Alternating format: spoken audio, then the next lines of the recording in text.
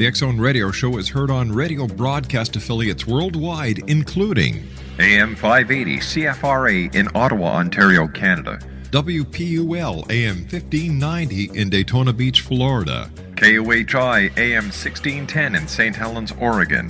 KHRO AM 1150 in El Paso, Texas. And for more information on becoming a professional broadcast affiliate of the X Zone Radio Show, visit www.xzbn.net or call toll-free worldwide 1-800-610-7035.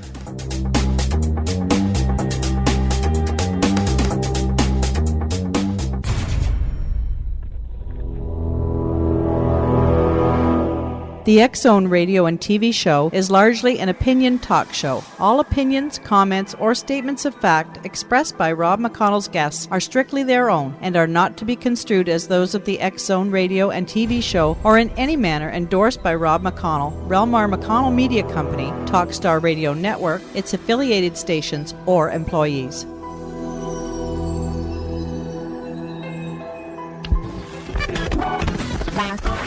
All Hit Radio.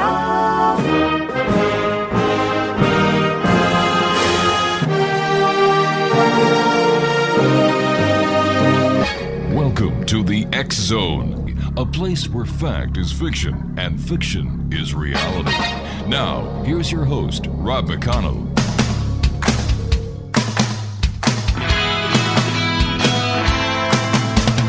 You doing that thing you do, breaking my heart into a million pieces, like you always do.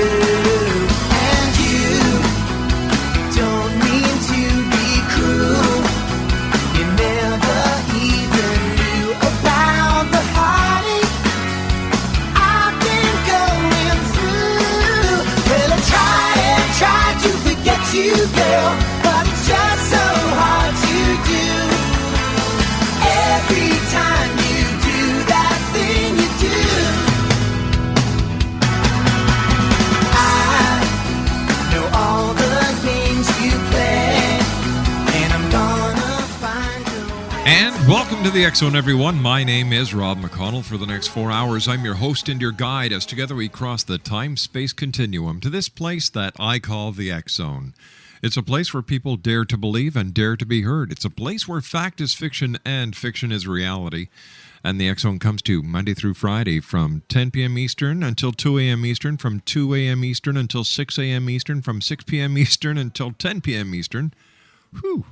On the Talkstar Radio Network, X Zone Broadcast Network, and our family of broadcast affiliates right across Canada, the United States, Central America, the Caribbean, South America, the Pacific Rim, Australia, Asia, India, Africa, and Europe. We're also on UK High Definition Radio, Euro High Definition Radio, and Star Cable. If you'd like to give us a call toll-free worldwide, 1-800-610-7035. Email xzone@xzoneradiotv.com. On MSN Messenger, xzoneradiotv@hotmail.com. And our website, www.xzoneradiotv.com. X Zone Nation, my guest this hour is Parris Stefanow, and we're going to be talking to Parris about being a spiritual intuitive. Now, Parris is a gifted spiritual intuitive. His realization of the paranormal world began when he was very young. At age 8, Parris would go straight to what was then called the New Age and Occult section of the public libraries and favor the paranormal books over children's books. He has always been sensitive to the subtle energies that surround him. As a teenager, Parris found himself attracted to energy of crystals and has worked with them for over 20 years. His self-realization of his life path unfolded while he was in his mid-20s. This path has led him to study many strict spiritual principles and practices that he has applied to his physical, emotional, mental, and spiritual lifestyles for over 16 years. In 1999, Parris had noticed many strange and unusual things that would occasionally manifest in pictures that he was taking. Recognizing and understanding that this was a gift, he soon learned how to focus his energy and apply it toward making a connection between worlds, manifesting and capturing on image many metaphysical occurrences as they enter our world from the unseen realms. Parris is now a paranormal spiritual photographer. He is also one of the winners of the International Paranormal Acknowledgement Award for Best Spirit Photography for the year 2009. Parris has also been a guest and featured on many talk show radio broadcasts. He has captured many metaphysical images while visiting several places such as private and public homes, businesses, historic landmarks, and at age 40, Parris, forgot to put 40 in there, says his life has only begun. Exo Nation, when I come back from this 2-minute commercial break, we're going to be talking to Parris Stefanow about his spiritual life and his photography here on the X Zone from our studios in Hamilton, Ontario, Canada. Once again, 1-800-610-7035, worldwide toll-free, email xzone@xzoneradiotv.com. And we'll be back on the other side of this 2-minute break as we start the X Zone for tonight, Wednesday, June the 30th in the year 2010. Tomorrow's Canada Day. We are going to be taking the day off and playing the best of. And to find out what's going to be played, just go to the X Zone Radio blog spot. It's that simple. We'll be back in 2 minutes. Don't go away.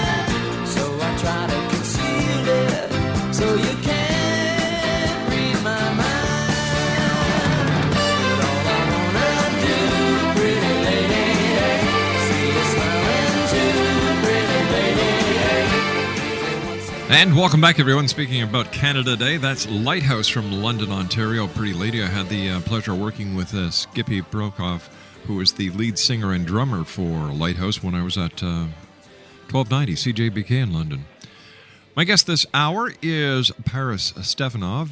And Stefan, welcome to the X Zone. Hey, how you doing? I'm doing great, thanks.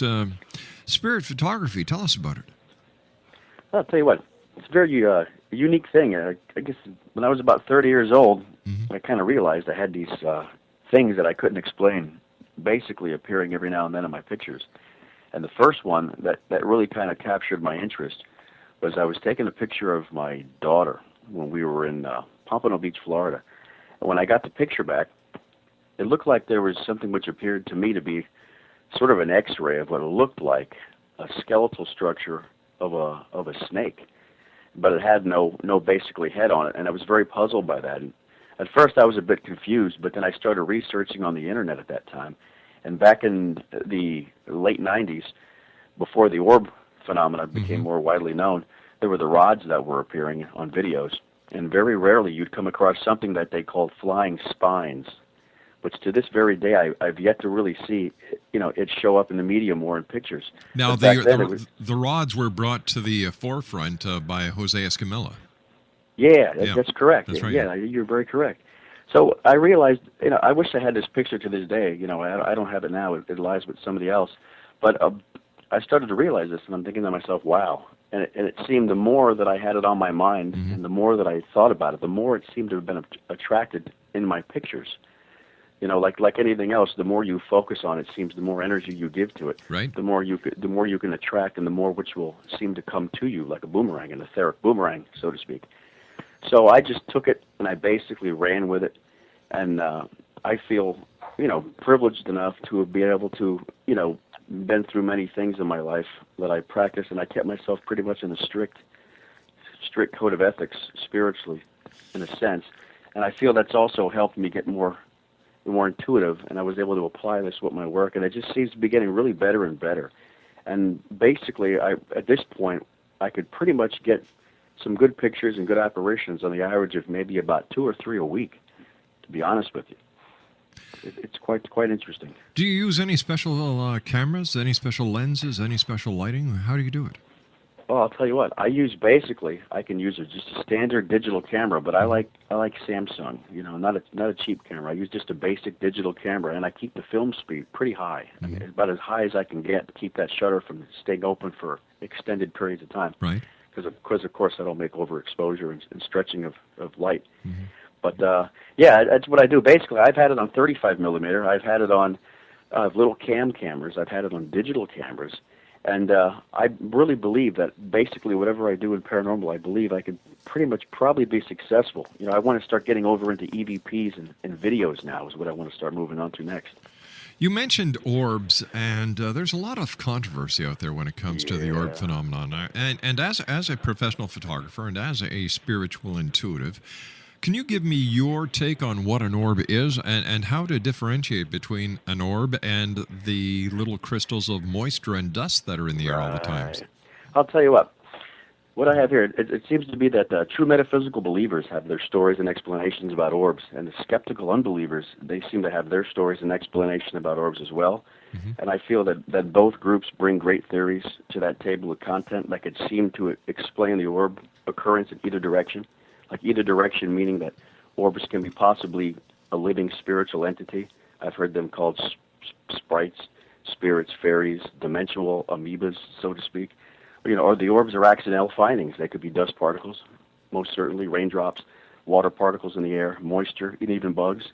But I got to say, in my opinion, I feel that a certain amount of orbs that show up on film that appear to be kind of clear, see-through, with maybe a hairline going through it or something, are an amplification of a dust particle, illuminated by the camera's flash. But at the same time, the same thing goes for if you take a picture at night and it's foggy, very humid, moisture in the air, you're going to get orbs, and it's going to be moisture orbs, But I also got to say that, in my opinion, certain orbs that seem to be very illuminating and white, and they leave a sort of a comet trail because they're traveling very fast. Some orbs that have intelligent angles that you would kind of see with a UFO craft, but it leaves that comet trail with that strange angle. I believe in, and the ones that are very colorful, bright cobalt blues or bright reds, I believe those also could be the event of a metaphysical working. You know what I mean? But basically, to sum up the orbs in my words, if like many things in our third-dimensional environment, if it can't be explained with weights and measures, there's always going to be doubts. Because how does one explain the etherical, spiritual workings of the upper dimensions in third-dimensional terms? You know what I mean? And with that being said, with that being said, to me, there's really no explanation as to what orbs really are. I think all we have to answer this question is the thought process at which we approach it. The thought forms that we as people have been programmed with since childhood will mostly determine the outcome of how we explain the orb. How about ghostly apparitions? Have you ever been able to actually take a photo of a ghost? I'll tell you what, I get a lot of bizarre things that show up that seem to take the images of faces, and I don't know why it seems to be faces. Just about a week ago to a week and a half ago, I was in a covered bridge in Berks County, Pennsylvania, and it was about 1 a.m, and we were taking pictures in this covered bridge at night. It was completely dark. I go back and I look at my findings and my pictures, and it looks like there is sort of like a big plank of the wood is hanging down, about 3 feet down, and it's very illuminated. And in that illumination, when I zoom in on that image, there appears to be what looks like a real face, like a sort of, I'm going to say evil, because it looks kind of evil, and it takes on the traditional look of what you would see a skeletal face would look like, almost like a mummified face. Now, why these apparitions choose to take the images of things that appear to be evil or face-wise, I don't know. But the only thing that I've come close to capturing a full-body type apparition was on a railroad track. There was a railroad crossing where there's a lot of people who have been attracted to this crossing who have been suicide or died by being hit by the train. And I was taking a picture of these tracks, and there's real dark particle energies, or as if it's really the first time I've come across dark energy, it seemed. Dark, shadowy particle manifestations standing between the railroad ties. And it was basically right in front of where I was taking the picture. And I had taken 2 shots.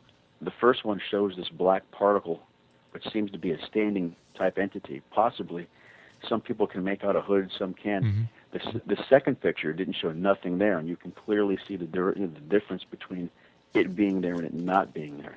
That's about the closest I'd say I've come to full body apparition. But the most random thing, the common thing that I get just seems to be faces, seems to be the plasma that sort of manifests around certain areas, and the moving orbs. When the orb moves, it leaves about maybe 6 or 7 trails of itself in succession, in its movement trail from where it was to where it's going. Tell me, why do you think that some places remain haunted and other places where there have been catastrophes, disasters, horrific events happening are not haunted? It's one of them things. It's hard to get into the upper dimensional workings with a third dimensional term. I think a lot of places where there is residual type hauntings is basically almost like a loop. There's like a loop in time and space. I also believe that there's certain areas in certain houses where there's like what I call like dimensional bleed throughs. Like there's little pockets where it seems that energy bleeds through into our third dimension. And they don't seem to be in the same spot. It seems that they can relatively fluctuate at different times.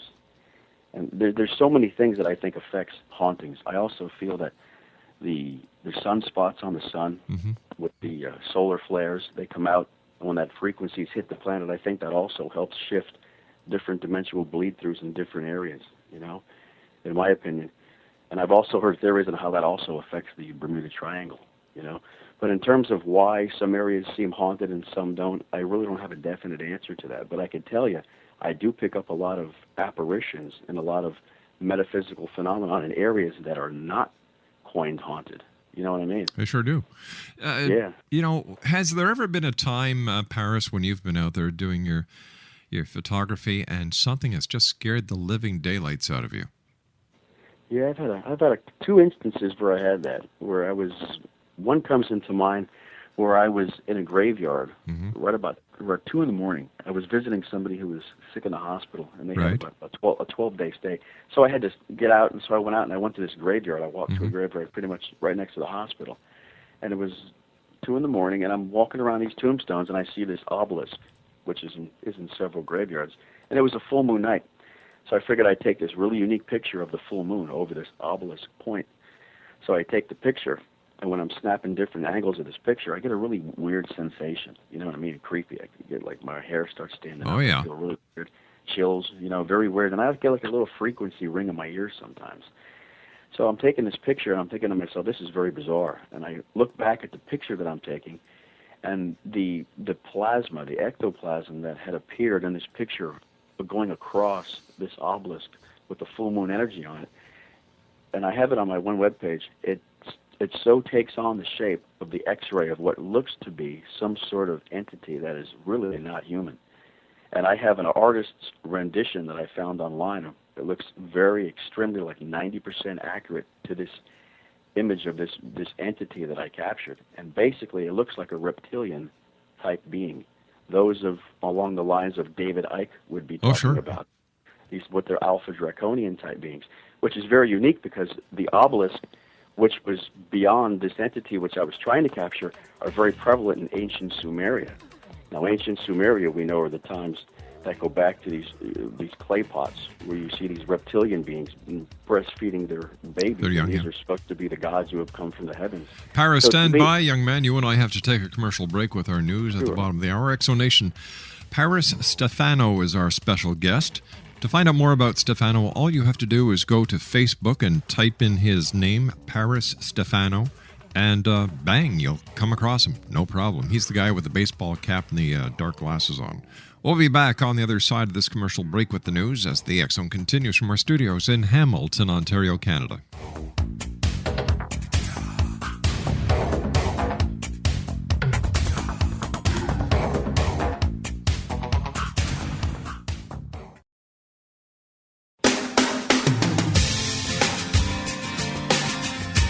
You're listening to the X Zone Radio Show, live and around the world on the Talkstar Radio Network, X Zone Broadcast Network, UK High Definition Radio, Euro High Definition Radio, and Star Cable. Our toll-free telephone number worldwide is 1-800-610-7035. Our email address, xzone@xzoneradiotv.com. On MSN Messenger, xzoneradiotv@hotmail.com. And our website, www.xzoneradio.tv. www.xzoneradiotv.com. Love was glass that broke apart. Give me faith.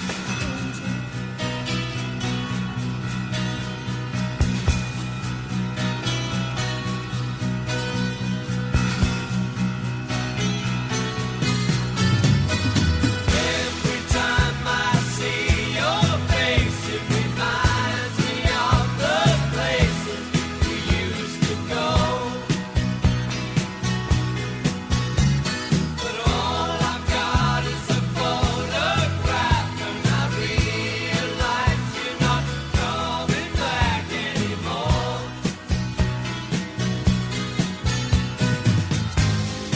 I thought I'd make it the day you went away,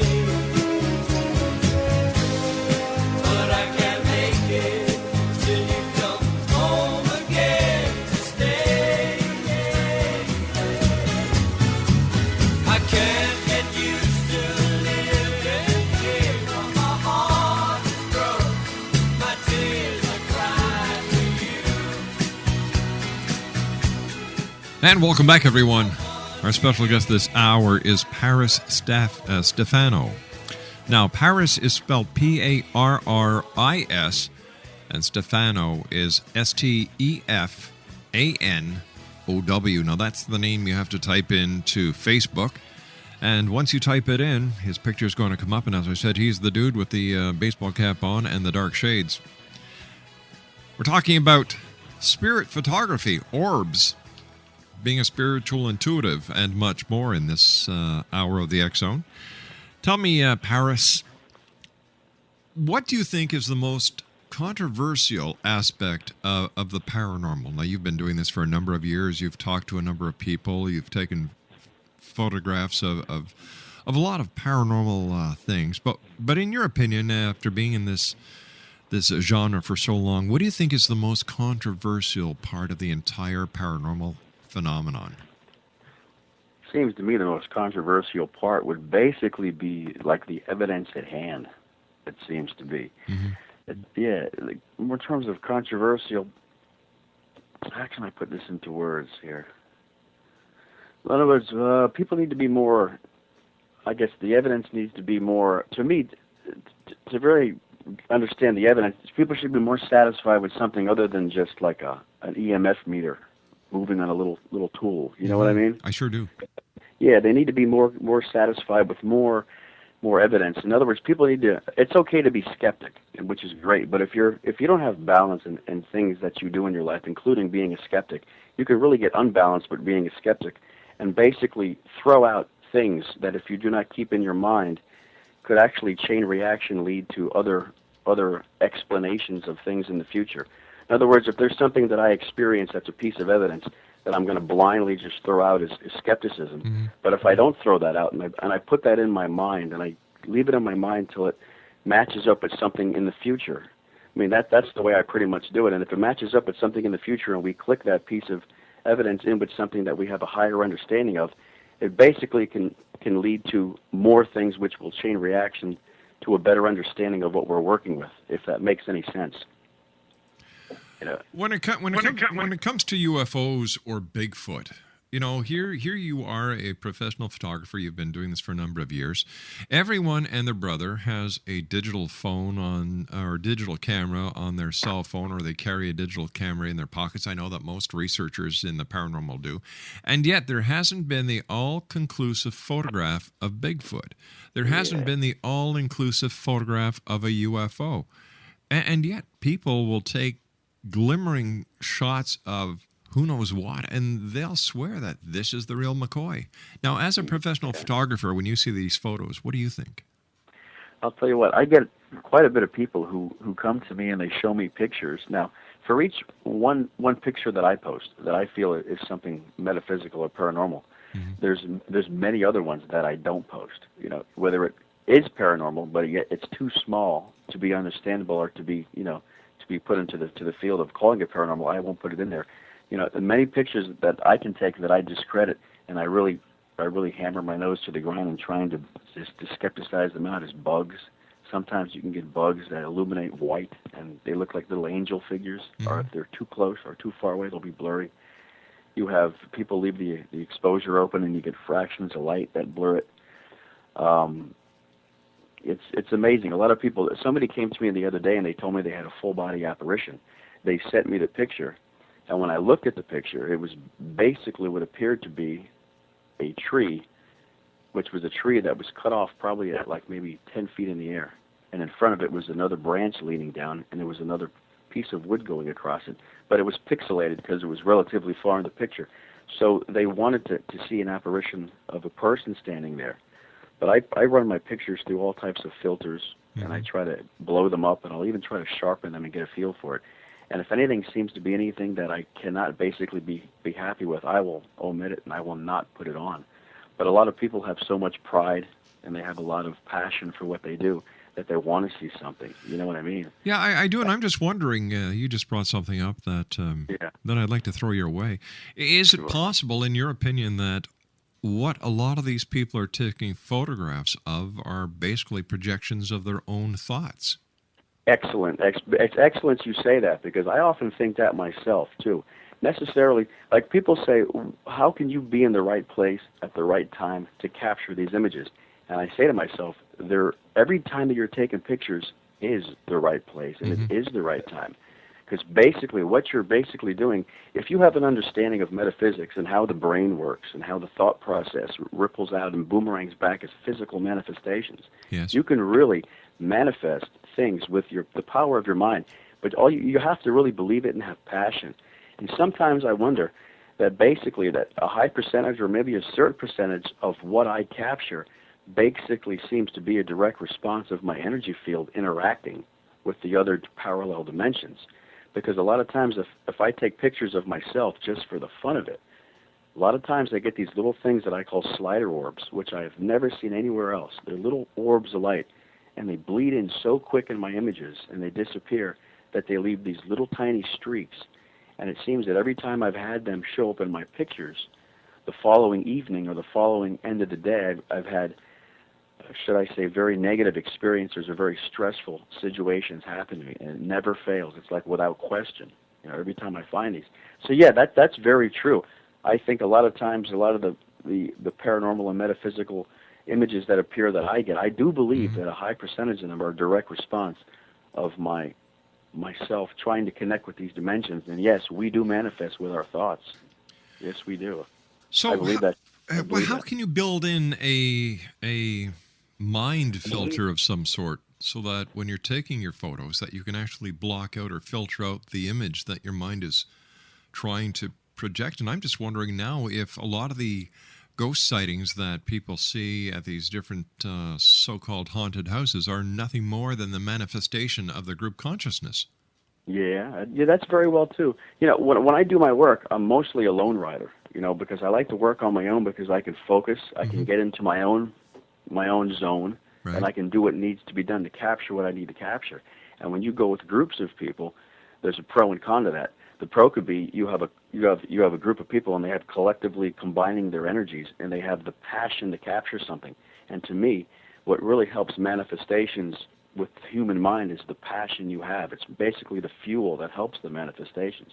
So you get groups of people, they're very passionate, and they want to capture stuff. So yes, that collective mind of them together, maybe 12 people, can actually be great for manifesting things, and I think it does.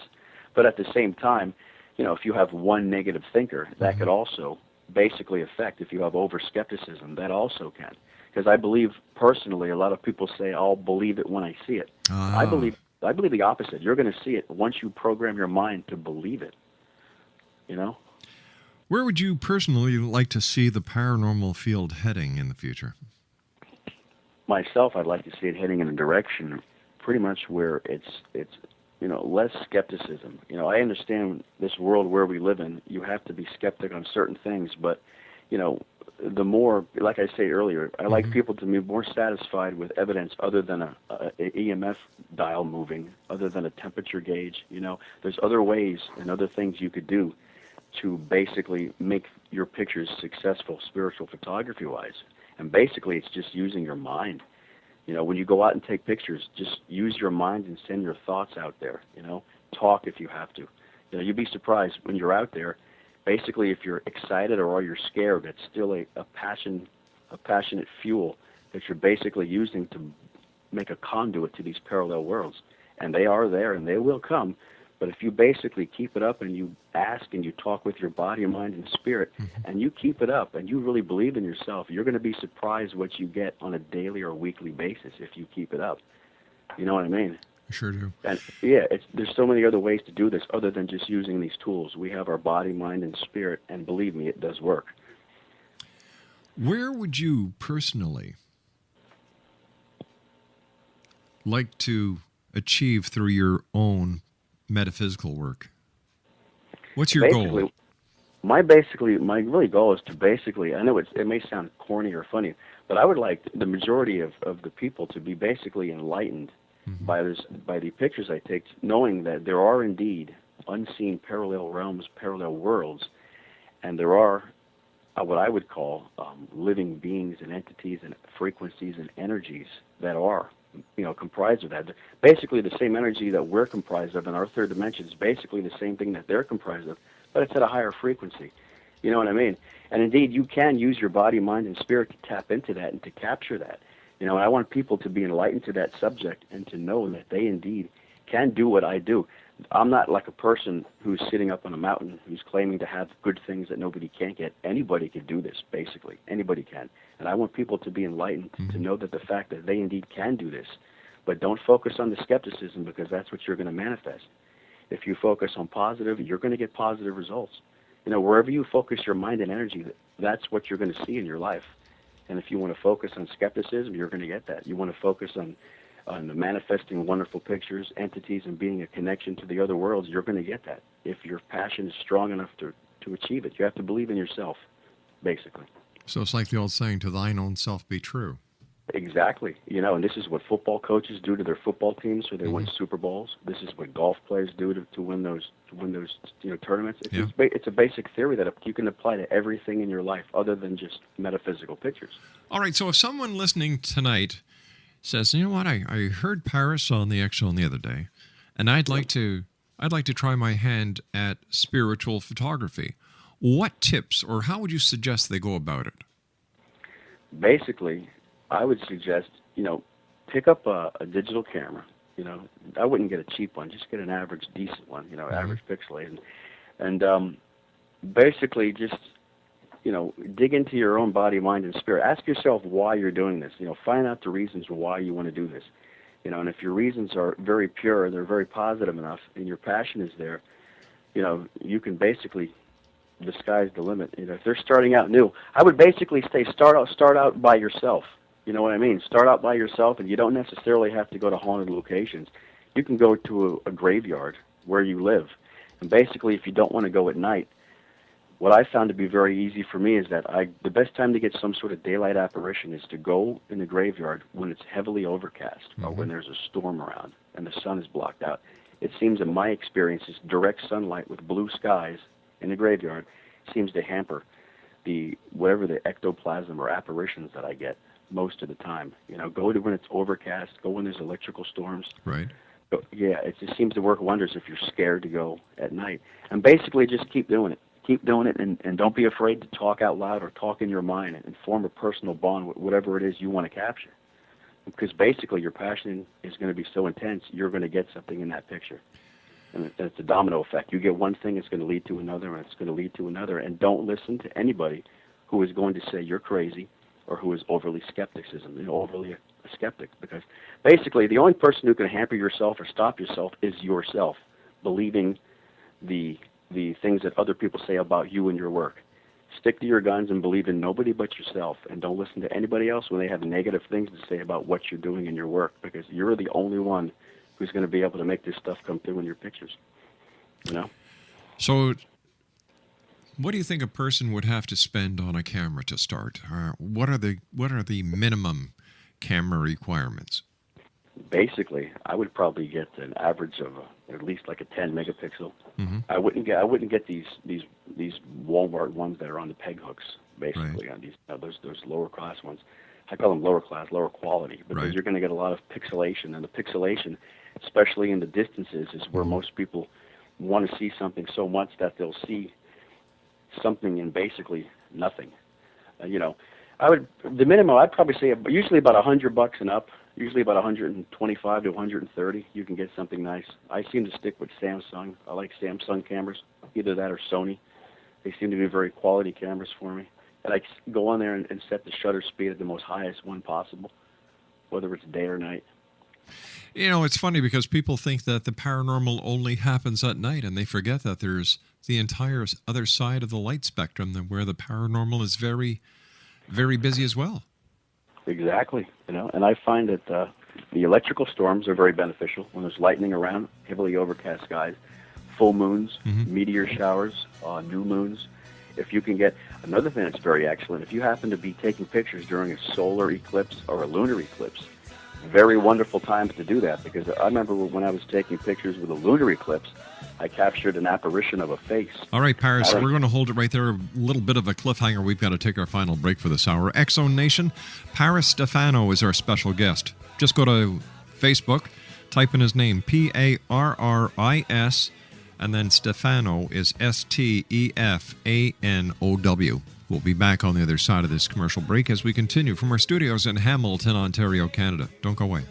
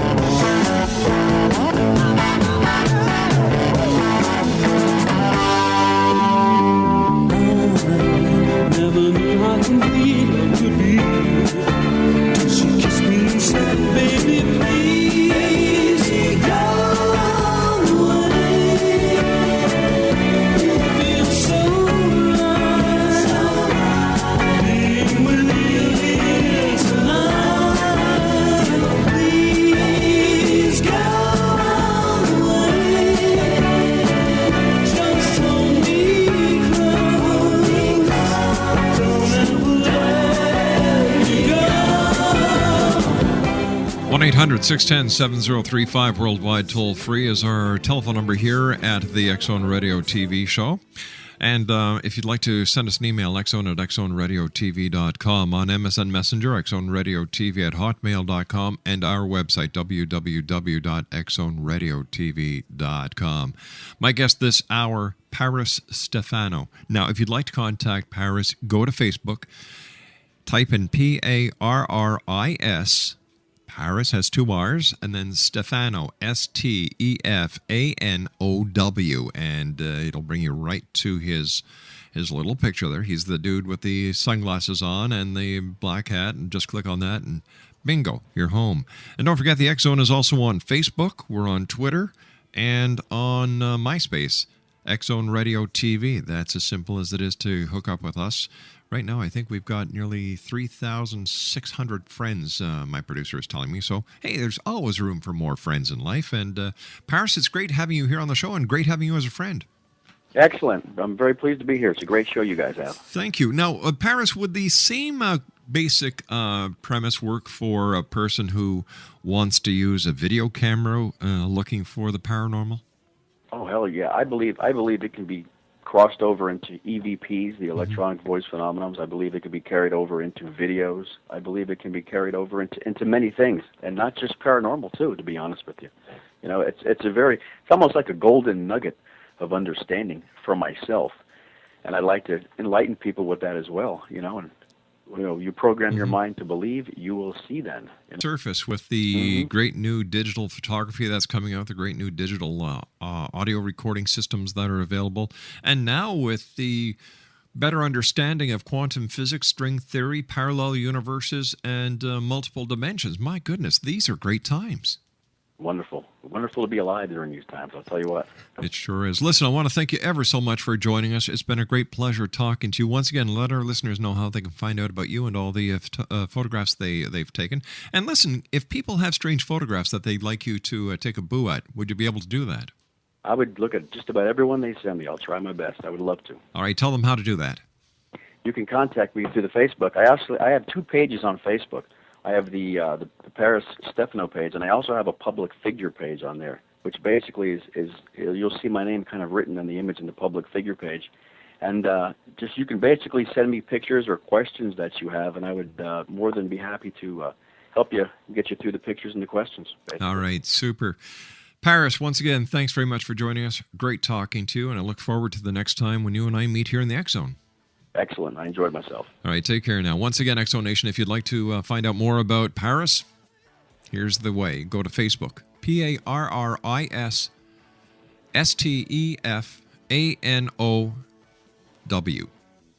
It's that simple. I'll be back on the other side of this commercial break with the news at 6.5 minutes past as the X Zone continues.